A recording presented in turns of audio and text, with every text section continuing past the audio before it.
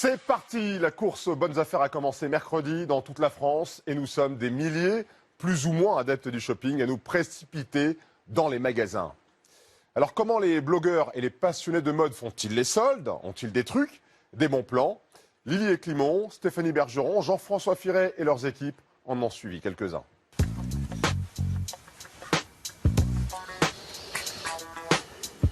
Xavier Faure, 32 ans, ne plaisante pas avec l'ordre. Dans son dressing, tout est classé par genre et par couleur.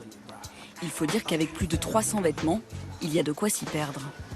Là, c'est par exemple, ça c'est une pièce que je vais pas conserver. Clairement, voilà, c'est une ancienne collection. Bon, En cette veille de solde, il doit faire de la place. Voilà. Ça n'a pas été beaucoup porté, ça. Non, c'est tout neuf. Et j'ai eu un coup de cœur pour cette pièce. Alors, ma femme, elle a pas vraiment apprécié que j'achète ça. Sa passion pour la mode, ce n'est pas qu'un passe-temps. C'est devenu son métier. Xavier a créé il y a 6 ans un blog de mode masculine. Aujourd'hui, l'un des plus suivis en France, avec 90 000 abonnés. Il y présente ses looks préférés et ses coups de cœur. Xavier fait partie de ces nouveaux prescripteurs de la mode que sont les blogueurs. Sur Internet, il donne le là en matière de tendance.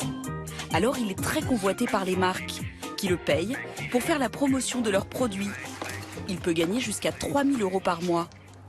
Elle lui envoie aussi gratuitement leurs dernières nouveautés, dans l'espoir qu'il en parle sur son blog.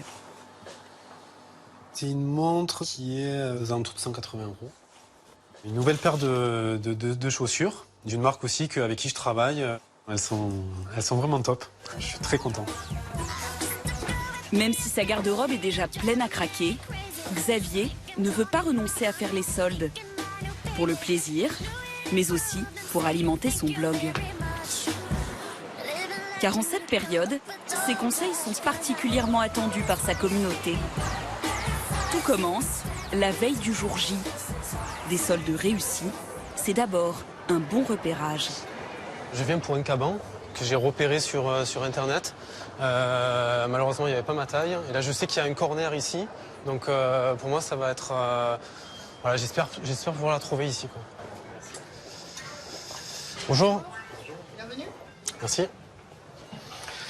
Bon, ben voilà, écoute, je tombe de suite dessus. Donc, c'est une belle surprise. Des essayages sans la cohue du premier jour des soldes. Ouais, je la trouve vraiment super. Elle est super bien taillée, elle est très très confortable. Beaucoup de style, j'aime beaucoup. Mais surtout, la possibilité de recueillir des informations précieuses. Et du coup, au niveau des stocks? C'est la dernière qui me reste. C'est la dernière qui me reste, d'accord, Ouais. ok. Si vous voulez, je peux même vous la mettre de côté, du coup. Ah, ben je veux bien. Ouais, on fait ça. Elle sera soldée à... Elle sera soldée à moins 20%. Moins 20%, Donc, du coup, d'accord. au lieu de 425, elle sera à 340. D'accord, ok. Voilà. En cette fin d'après-midi, toutes les étiquettes sont déjà prêtes.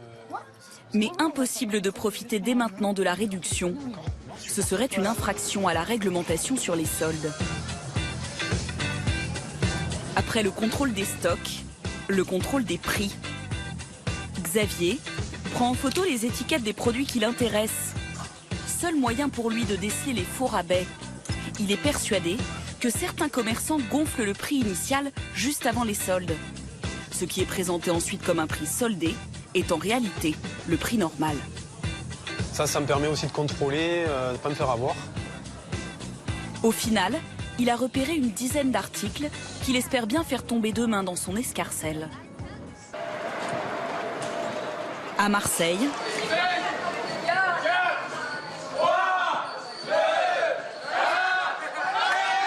en dépit d'un dispositif un peu théâtral, les soldes commencent timidement.